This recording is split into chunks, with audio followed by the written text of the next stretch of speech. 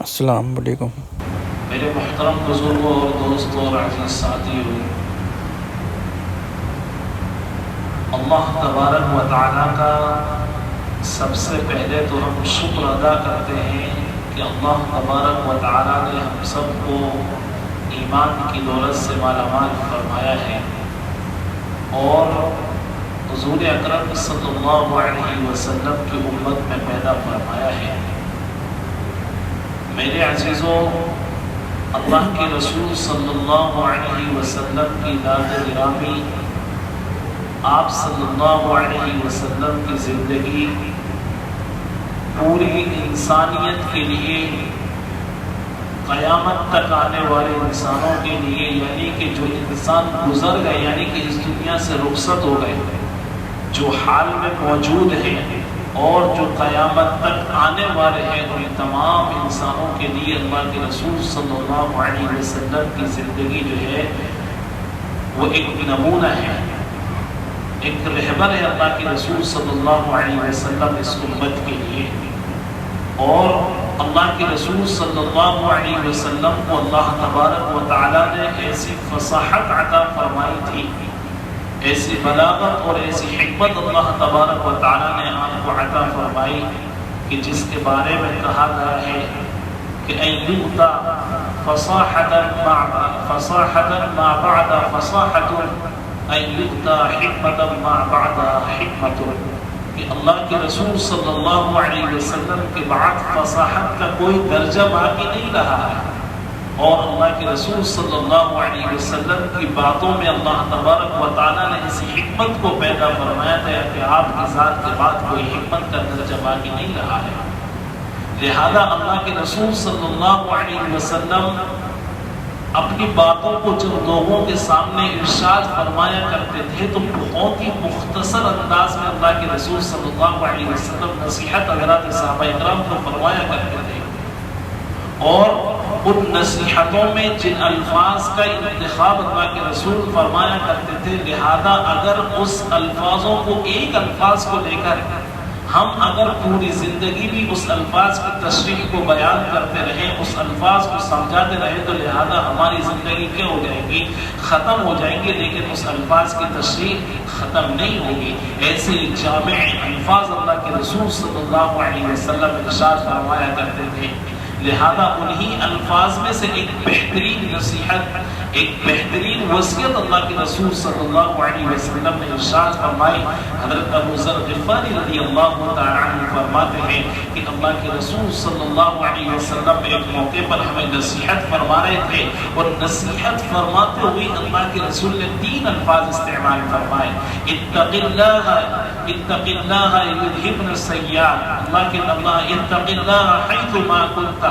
اللہ کے رسول صلی اللہ علیہ وسلم نے فرمایا کہ لوگوں، یہاں کہیں بھی ہو، جس جگہ رہو، جس حال میں ہو، ہر حال میں تمہیں کس سے ڈرنا ہے؟ اللہ تبارک و تعالیٰ سے ڈرنا ہے۔ اس سے کیا پتہ چلا کہ انسان چاہے جس جگہ موجود ہو، چاہے وہ ساتوں زمین کے اندر ہو، چاہے وہ جو ہے وہ یعنی کہ اوپر آسمان میں اڑ رہا ہو، چاہے وہ زمین کے اوپر رہ رہا ہو، چاہے 4 دیواری میں اس کا گہرا کر رکھا ہو، لہذا اس حال میں بھی اللہ تبارک و تعالیٰ کی ذات اس انسان کو کیا کرتی ہے؟ دیکھتی ہے۔ میرے عزیزوں، ہم بارہا سنتے ہیں کہ قرآن کریم میں بھی اللہ نے ذکر فرمایا کہ انسان کے ہر عمل کو اللہ تبارک و تعالیٰ جانتے ہیں، اس کا علم ہے اللہ تبارک و تعالیٰ کو، ہر بات کو، انسان کی ہر بات کو اللہ تبارک و تعالیٰ سنتے ہیں، اس سے بخوبی واقف ہیں۔ لہذا جس کے بارے میں قرآن کریم میں کہا گیا ہے کہ اللہ کے رسول، قرآن کریم میں اللہ تبارک و تعالیٰ نے فرمایا وسع کرسیہ السماوات والارض، کہ زمین و آسمان کا جو علم ہے نا، اللہ تبارک و تعالیٰ نے ان زمین و آسمان کو اپنے علم کے گہرے کے اندر لیا ہوا ہے۔ ان زمین و آسمان کو اللہ نے اپنے علم میں جو ہے وہ گھیر رکھا ہے کہ ہر چیز کا علم اللہ تبارک و تعالیٰ کو ہوتا ہے. لہذا یہاں کئی دو انسان تین انسان جب چوتھے سے تین انسان آپس میں چپکے سے گفتگو کرتے ہیں بات کرتے ہیں تو قرآن کریم نے ان کے بارے میں فرمایا ما یکون من نجوى ثلاثة الا هو رابعهم ولا خمسة الا هو سادسهم کہ جہاں کہیں تین لوگ چپکے سے بات کرتے ہیں تو ان کا چوتھا اللہ ہوتا ہے اور پانچ لوگ جب مل کر بات کرتے ہیں تو ان کا چھٹا کون ہوتا ہے؟ اللہ ہوتا ہے. پھر فرمایا ما یکون من نجوى ثلاثة الا هو رابعهم ولا خمسة الا هو سادسهم ولا ادنى من ذلك الا هو معهم کہ یعنی کہ چاہے ان سے زیادہ لوگ آپس میں باتیں کر رہے ہوں یا ان سے تعداد کے اعتبار سے کم لوگ باتیں کر رہے ہوں تو لہذا اللہ تبارک و تعالی واقع ہوتے ہیں موجود ہوتے ہیں. اور یہاں تک قرآن کریم میں فرما دیا کہ وَنَحْنُ أَقْرَبُ إِلَيْهِ مِنْ حَبْلِ الْوَرِيدِ کہ انسان کی شہرگ سے زیادہ قریب اللہ تبارک و تعالی انسان کے ساتھ کیا ہوتے ہیں؟ موجود ہوتے ہیں. اس لیے میرے عزیزو اللہ کے رسول صلی اللہ علیہ وسلم نے فرمایا کہ لوگوں جہاں کہیں بھی رہو سب سے اول کیا ہونا چاہیے؟ تمہارے دل کے اندر یہ احساس ہونا چاہیے, تمہارے دلوں میں یہ خیال ہونا چاہیے کہ مجھے چاہے دنیا کا کوئی انسان نہیں دیکھ رہا لیکن میرا اللہ تو مجھے کیا کر رہا ہے؟ دیکھ رہا ہے. اس لیے جس انسان کے دل میں یہ خوف ہوگا, جس انسان کے دل میں یہ اللہ کا ڈر ہوگا تو لہذا اس انسان کی چاہے ذات چاہے مجمع کے اندر ہو, چاہے خلوت اور جلوت میں ہو, چاہے انسانوں کے درمیان میں ہو, چاہے انسانوں سے دور ہو, لہذا اس کی زندگی ایک جیسی ہوگی. لیکن جس انسان کے دل کے اندر اللہ کا خوف نہیں ہوگا, اللہ کا تقوی نہیں ہوگا, اللہ کا ڈر نہیں ہوگا, میرے عزیزو وہ انسان دوسرے لوگوں کے سامنے تو وہ بڑا پارسا بن سکتا ہے, اپنے آپ کو بڑا عالم بھی کہلا سکتا ہے, اپنے آپ کو بڑا اللہ والا بھی وہ کہلوا سکتا ہے, لیکن میرے عزیزو جیسے ہی اس کو تنہائی کا موقع ملتا ہے وہ فوراً اللہ تبارک و تعالیٰ کی نافرمانی کے اندر مشغول ہو جاتا ہے, جس کے بارے میں حضرت ثوبان رضی اللہ تعالیٰ عنہ سے روایت منقول ہے. اللہ کے رسول صلی اللہ علیہ وسلم نے فرمایا کہ کل قیامت کے دن بہت سارے ایسے میری امت کے بہت سے لوگ ایسے آئیں گے جو تہامہ پہاڑ کے برابر نیکیاں لے کر آئیں گے. تہامہ ایک بہت بڑے پہاڑ کا نام ہے, اس کے برابر ان کی نیکیوں کے ڈھیر لگے ہوئے ہوں گے, انبار اس کی نیکیوں کے لگے ہوں گے, لیکن کل قیامت کے دن وہ ان نیکیوں کی وجہ سے کیا ہو جائے گا؟ تباہ و برباد کر دیا جائے گا. کیوں؟ اس لیے کہ حضرات صحابہ اکرام کو فکر ہوئی, پوچھا کہ صفہم یا رسول صفہم لنا یا رسول اللہ, اے اللہ کے رسول ایسے کون لوگ ہوں گے جو اتنی نیکیاں لے کر آئیں گے اس کے باوجود بھی وہ تباہ و برباد ہو جائیں گے, اس کے باوجود بھی ان کو کامیابی نہیں مل سکے گی. آج اللہ کے رسول ہمیں وہ بتا دیجئے, ایسے لوگوں کے بارے میں ہمیں بتا دیجئے تاکہ ہم بھی ان لوگوں میں سے نہ ہو جائے. چنانچہ اللہ کے رسول صلی اللہ علیہ وسلم نے فرمایا کہ میرے پیارے صحابہ وہ لوگ بھی تمہاری ہی طرح ہوں گے اور تم ہی میں سے ہوں گے کہ وہ راتوں کو خوب عبادت کرتے ہوں گے, خوب تسبیحات پڑھتے ہوں گے, دنوں میں خوب روزے رکھتے ہوں گے. جیسے ہی ان کو تنہائی کا موقع ملتا ہے فوراً وہ اللہ تبارک و تعالیٰ کی حرام کردہ چیزوں میں کیا ہو جاتے ہیں؟ ملوث ہو جاتے ہیں. اللہ تبارک و تعالیٰ نے جن چیزوں سے روکا ہے ان چیزوں میں لہذا وہ لگ کر اپنی زندگی برباد کر لیتے ہیں. کل قیامت کے دن انہوں نے جو نیکیاں کری ہے نا, اللہ تعالیٰ ان نیکیوں کو بے وزن کر دے گا کہ میزان میں ان نیکیوں کا کوئی وزن نہیں ہوگا. کیوں؟ اس لیے کہ اس نے مجمع میں تو اپنے آپ کو پارسا بنا لیا لیکن تنہائی اور خلوت کے اندر وہ اللہ کے ذکر کو بھول گیا, اللہ کے رسول صلی اللہ علیہ وسلم کے ارشادات کو چھوڑ دیا. اس لیے میرے عزیزو تنہائی میں ہو, چاہے وہ خلوت یعنی کہ تنہائی میں انسان ہو, چاہے لوگوں کے درمیان میں ہو, جب تک انسان کے دل کے اندر اللہ کا خوف نہیں ہوگا, اللہ کا خوف انسان کے دل کے اندر اس کا ڈر نہیں ہوگا, خدا پاک کی قسم وہ انسان کامیاب نہیں ہونے والا. وہ لوگوں میں تو اپنے آپ کو متقی اجاگر کر دے گا, لوگ اس کو متقی اور پرہیزگار کہنے لگ جائیں گے. لیکن میرے عزیزو ایسے انسان کی اللہ تبارک و تعالیٰ کی نگاہ میں کوئی قدر و قیمت نہیں ہوگی, کوئی قیمت نہیں ہوگی. وہ اللہ کی نگاہ میں کوئی متقی نہ ہوگا جب تک کہ اس کی جلوت جس طریقے سے گزارتا ہے ایسی اس کی خلوت نہ گزرنے لگے. اس کی تنہائی میں وہ جس طریقے سے جلوت میں اپنے آپ کو گناہوں سے بچا لیتا ہے, جب تک وہ اپنے آپ کو تنہائی میں گناہوں سے بچنے والا نہ بن جائے میرے عزیزو, جب تک اللہ تبارک و تعالیٰ کی نگاہوں میں ایسے انسانوں کی کوئی قدر و قیمت نہیں ہے. اس لیے میرے عزیزو اللہ کے رسول صلی اللہ علیہ وسلم نے 3 نصیحتیں فرمائی اس امت کے لیے. سب سے اول کہا کہ یہاں کہیں بھی رہو, جس جگہ تم موجود ہو, سب سے ہمارے دل میں ہمیشہ کیا ہونا چاہیے؟ اللہ تبارک و تعالیٰ کا خوف ہونا چاہیے کہ کوئی دیکھ رہا ہو یا نہ دیکھ رہا ہو, لیکن میرا اللہ تو مجھے کیا کر رہا ہے؟ دیکھ رہا ہے. علماء نے بڑے بہترین, امام شافعی رحمۃ اللہ علیہ نے بڑے بہترین جملے ارشاد فرمائے, 3 جملے ارشاد فرمائے. وہ جملے کیا ہیں کہ انسان تھوڑی سی روزی پر, تھوڑے مال پر قناعت اختیار کر لے, چاہے اس کے پاس زیادہ مال نہ ہو, اس کے پاس خوشحالی حاصل کرنے کی جگہ نہ ہو, لیکن اس کے باوجود بھی وہ انسان سخاوت کے راستے کو اپناتا ہے کہ اس کے پاس کم مال ہے, اس کے باوجود بھی اس کے دل کے اندر سخاوت بھری ہوئی ہے. تو یہ بھی بہترین کمال کی چیز ہے. امام شافعی فرماتے ہیں کہ بہترین کمال کی چیز ہے. دوسری چیز فرمایا کہ والجوع من الخوف, یعنی کہ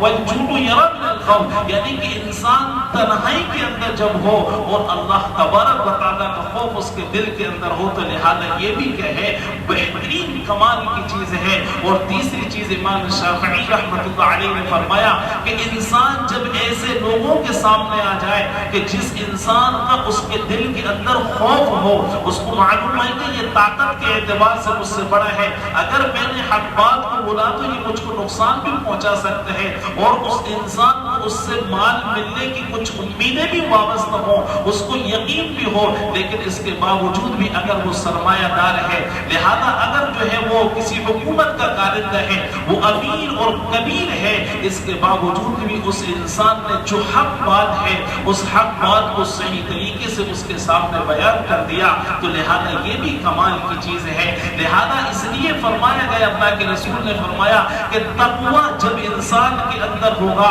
تو لہذا انسان اپنے آپ کو گناہوں سے بچا سکتا ہے. اگر تقوی کسی اللہ کا خوف اگر انسان کے دل میں نہیں ہوگا تو لہذا انسان اپنے آپ کو گناہوں سے نہیں بچا سکتا. وہ نماز پڑھنے تو آ سکتا ہے, وہ دن میں روزے تو رکھ سکتا ہے, رات میں تہجد بھی پڑھ سکتے ہیں, ذکر و اذکار بھی کر سکتے ہیں, لیکن اگر اللہ کا خوف نہیں ہوگا تو لہذا وہ اپنے آپ کو حرام کاریوں سے نہیں بچا سکتا. نماز پڑھنے آ گیا مسجد کے اندر, باہر جائے گا تو لہذا وہ سودی کاروبار کرے گا, وہ رشوت والے کام کرے گا, وہ رشوت والے لین دین کرے گا. لہذا اس لیے فرمایا گیا کہ جب تک انسان کے دل میں اللہ کا خوف نہیں ہوگا وہ ان چیزوں سے اپنے آپ کو نہیں بچا سکے گا. میرے عزیزو, اللہ سے بچنے, اللہ کا خوف دلوں میں پیدا کرنے کی ضرورت ہے. اگر ہم واقعی دنیاوی زندگی میں عزت والی زندگی گزارنا چاہتے ہیں, اللہ کی نعمتوں کو حاصل کرنا چاہتے ہیں, آخرت میں کامیابی حاصل کرنا چاہتے ہیں, تو ہمیں اپنے دلوں میں اللہ کا خوف پیدا کرنا ہوگا.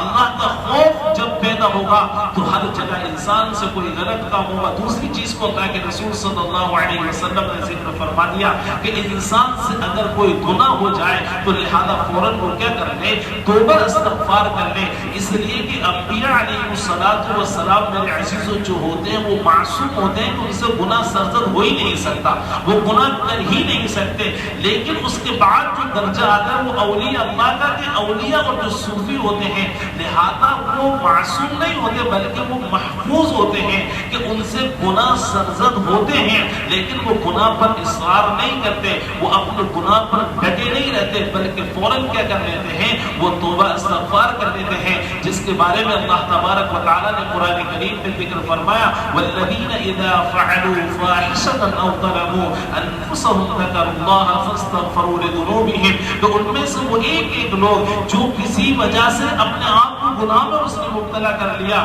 اور ظلموا جب اس نے اپنی جان پر کوئی زیادتی کر دی, تو لہذا فاستغفروا اللہ واستغفر لهم رسول فرمایا گیا کہ فاستغفروا، کہ وہ فوراً اللہ تبارک و تعالیٰ کی طرف کیا کر دیتے ہیں، رجوع کر لیتے ہیں اور فوراً اللہ تبارک و تعالیٰ سے توبہ استغفار کر لیتے ہیں۔ اس لیے میرے عزیزو دیکھیے ہمیں بھی ایسے ہی بننے کی ضرورت ہے۔ ہم معصوم نہیں ہیں، ہم انبیاء نہیں ہیں، بلکہ ہم تو انسان ہیں۔ انسان سے گناہ ہوا تو فوراً اللہ کے رسول نے فرمایا کہ فوراً اس گناہ کے بدلے میں کوئی نیکی کر لو، تاکہ اس نیکی کے ذریعے سے تمہارا گناہ کیا ہو جائے، ختم ہو جائے۔ فوراً اللہ تبارک و تعالیٰ سے توبہ استغفار کر لو تاکہ تمہارے وہ گناہ ختم ہو جائے، تاکہ ان گناہوں کا بوجھ اور ان گناہوں کی شرمندگی تمہیں کل قیامت کے دن اٹھانا نہ پڑے۔ تمہیں کل قیامت کے دن ان گناہوں کی وجہ سے شرمندگی کا سامنا کرنا نہ پڑے۔ اس لیے آپ ایسا کیا کرو، اگر گناہ ہو جائے تو فوراً توبہ استغفار کر لیا کرو۔ اسی طریقے سے بعض روایات کے اندر آتا ہے کہ اللہ کے رسول صلی اللہ علیہ وسلم نے فرمایا بعض اعمال ایسے ہوتے ہیں کہ انسان جب ان اعمال کو کرتا ہے تو ان اعمال کی برکت سے اس کے گناہ معاف ہو جاتے ہیں۔ ایک روایت میں آتا ہے کہ جو انسان اچھی طرح وضو کرتا ہے، وضو جو نماز سے پہلے ہم لوگ کرتے ہیں اس کو وضو کہتے ہیں، کہ انسان جب اچھی طریقے سے وضو کرتا ہے تو لہذا اللہ تبارک و تعالیٰ اس وضو کی برکت سے جو انسان کے ناخنوں کے اندر بھی گناہ چھپے ہوتے ہیں ان کو بھی نکال کر کیا کر دیتے ہیں، اللہ تبارک و تعالیٰ اس وضو کی برکت سے ختم فرما دیتے ہیں۔ لیکن میرے عزیزو صحیح معنی میں وہ وضو ہونا چاہیے، میرے اور آپ کے جیسا وضو نہیں کہ ہم آدھے منٹ سے کم میں بھی کیا کر لیتے ہیں، فٹافٹ وضو کر لیا، اور اگر اسی میں سردی کا موسم آ گیا تو پھر تو اللہ کی پناہ ہے کہ کس طریقے سے ہم وضو کرتے ہیں کہ کہیں ہمارے ہاتھوں کو پانی نہ لگ جائے ورنہ سردی لگ جائے گی۔ نہیں میرے عزیزو، اللہ کے رسول صلی اللہ علیہ وسلم نے فرمایا کہ اگر تم اپنی عبادتوں میں جان پیدا کرنا چاہتے ہو، تم اپنی نمازوں میں خشوع اور خضوع کو پیدا کرنا چاہتے ہو، تو اس سے سب سے اول یہ ہے کہ آپ اپنے وضو کے اندر کیا کرو، خشوع پیدا کرو، وضو کو اچھی طریقے سے ادا کرو۔ جو انسان وضو اچھی طریقے سے کرتا ہے اللہ تبارک و تعالیٰ اس وضو کی برکت سے اس کے گناہوں کو کیا کر دیتے ہیں، معاف فرما دیتے ہیں۔ میرے عزیزو تیسری چیز اللہ کے رسول صلی اللہ علیہ وسلم نے فرمائی، بہت مختصر طور پر آپ کے سامنے بیان کی جا رہی ہے کہ تیسری چیز اللہ کے رسول صلی اللہ علیہ وسلم نے فرمایا وہ حسن اخلاق ہے۔ کہ حسن اخلاق کسے کہتے ہیں کہ جب لوگوں سے آپ ملو تو لہذا حسن اخلاق کا برتاؤ کرو، لوگوں سے جب معاملات کرو تو اچھے معاملات کرنا چاہیے، اچھے تعلقات آپ کو رکھنا چاہیے۔ جس انسان کے لوگوں سے اچھے تعلقات ہوں گے، اچھے اخلاق ہوں گے، اس اچھے اخلاق کی وجہ سے اللہ کے رسول صلی اللہ علیہ وسلم نے فرمایا ایک انسان جو پوری رات جاگ کر اللہ کی عبادت کرتا ہے پھر وہ دن میں روزہ رکھتا ہے، لہذا ایک دوسرا انسان وہ ہے کہ جس کے حسن اخلاق یعنی کہ وہ لوگوں سے جب ملتا ہے تو بہترین اخلاق کے ساتھ پیش آتا ہے، اللہ کی مخلوق کے ساتھ اچھے اخلاق سے پیش آتا ہے، تو لہذا وہ اس عبادت گزار کو جو ثواب جو درجہ حاصل ہوتا ہے وہ اس کو اپنے اخلاق کی وجہ سے کیا ہو جاتا ہے، وہ درجہ حاصل کر لیتا ہے جو اس نے رات میں جاگ کر اور دن میں روزہ رکھ کر حاصل کیا ہے۔ اس لیے میرے عزیزو اخلاق اتنی بہترین، اتنی فضیلت اللہ کے رسول صلی اللہ علیہ وسلم نے اخلاق کے بارے میں بیان فرمائی ہے۔ اس لیے ہمیں تین چیزوں کا خاص کر کے دھیان رکھنا ہے۔ سب سے اول یہ ہے کہ جہاں کہیں بھی ہو، جس حال میں بھی ہوں گے، اللہ تبارک و تعالیٰ کا خوف اپنے اندر کیا رکھیں گے، ڈر کو پیدا کریں گے۔ اللہ تبارک و تعالیٰ کا جو خوف ہوگا تو لہذا ہر گناہ سے بچنا ہمارے لیے کیا ہو جائے گا، آسان ہو جائے گا۔ اصل میں جو حرام بولیوں کی طرف ہم بڑھتے ہیں، گناہوں کی طرف ہم بڑھتے ہیں، میرے عزیزو یہ انسان کی دو چیزیں ہیں، دو چاہت ہیں۔ اللہ کے رسول نے فرمایا انسان کی دو چاہت کبھی پوری نہیں ہوتی۔ ایک تو اس کے مال کی جو حرص اس انسان کو لگی ہے نا کہ میرے پاس مال زیادہ سے زیادہ مل جائے، مجھے مال زیادہ سے زیادہ حاصل کر دوں، اس کی طلب کے لیے وہ انسان دوڑا دوڑا بھاگا بھاگا پھرتا ہے۔ لہذا یہ مال کی حرص انسان کو کیا کرتی ہے، گناہوں کی طرف لے جاتی ہے۔ اور جب گناہوں کی طرف کیسے کہ اب انسان کی چاہت بڑھ رہی ہے، اس کی چاہت ہو رہی ہے کہ مجھے مال زیادہ حاصل ہو، تو لہذا پھر وہ حلال راستے کو چھوڑ کر حرام راستہ اپنائے گا کہ میرے پاس جلد سے جلد آ جائے اور میں راتوں رات کیا بن جاؤں، کروڑ پتی بن جاؤں، میں لکھ پتی بن جاؤں، تو لہذا پھر وہ حرام راستے کو اپنائے گا۔ اور جب حرام راستے کو اس نے اپنا لیا تو اس کی زندگی کیا ہو گئی، تباہ و برباد ہو گئی۔ اور دوسری چیز اللہ کے رسول نے فرمایا کہ اس انسان کی اپنی زندگی کی لمبی امیدیں باندھنا کہ میری عمر جو ہے وہ 100 سال تک ہو جائے۔ قرآن کریم نے کیا فرمایا کہ قرآن کریم نے فرمایا وَلَتَجِدَنَّهُمْ أَحْرَصَ النَّاسِ عَلَىٰ حَيَاةٍ، سورہ بقرہ کی ایک آیت ہے يَوَدُّ أَحَدُهُمْ لَوْ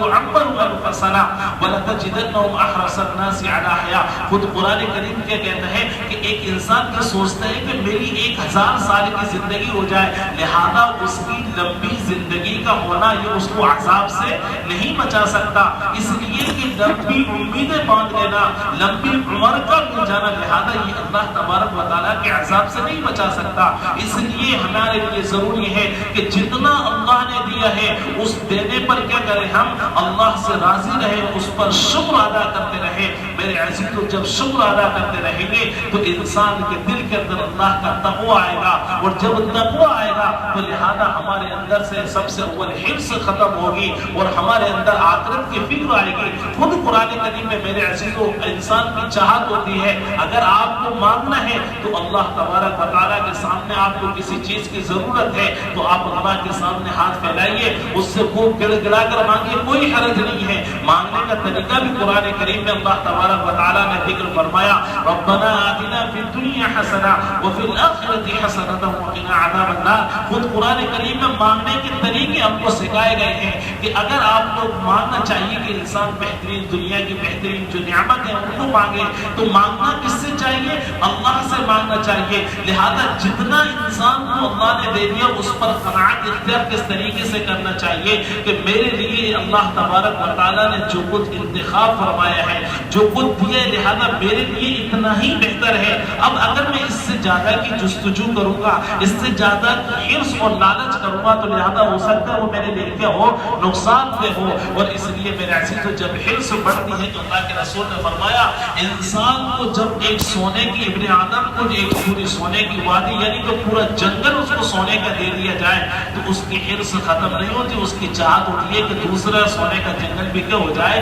مجھے ہاتھ لگ جائے، اس سونے کے جنگل کا بھی میں مالک بن جاؤں۔ اس لیے انسان کی منہ جو بھر سکتی ہے وہ صرف اور صرف قبر کی مٹی ہے۔ اس لیے میرے عزیزوں 3 چیزوں کو اللہ کے رسول صلی اللہ علیہ وسلم نے جو نصیحت فرمائی ہے ان کو یاد رکھنا۔ سب سے اول اللہ تبارک و تعالیٰ کا خوف اپنے دلوں میں رکھنا ہے۔ دوسرے نمبر پر اللہ کے رسول نے فرمایا کہ اچھے اخلاق کے ساتھ ہمیں لوگوں کے سامنے پیش آنا ہے۔ اور تیسری چیز جو فرمائی ہے لہذا وہ یہ ہے اگر کوئی گناہ ہو جائے تو فوراً اللہ تبارک و تعالیٰ سے کیا کر لینا چاہیے، توبہ استغفار کر لینا چاہیے۔ میرے عزیز اللہ تبارک و تعالیٰ سے تو اللہ تبارک و تعالیٰ ہم سب کو ان تمام کہی ہوئی باتوں پر صحیح طریقے سے عمل کرنے کی توفیق عطا فرمائے۔ قرآن کریم نے جتنے احکام پر عمل کرنے کا حکم دیا لہذا ان تمام احکام پر صحیح طریقے سے عمل کرنے کی توفیق عطا فرمائے۔ آمین۔ صلی اللہ علیہ سیدنا محمد وعلی آلہ وصحبہ اجمعین وآخر دعوانا الحمد للہ رب العالمین۔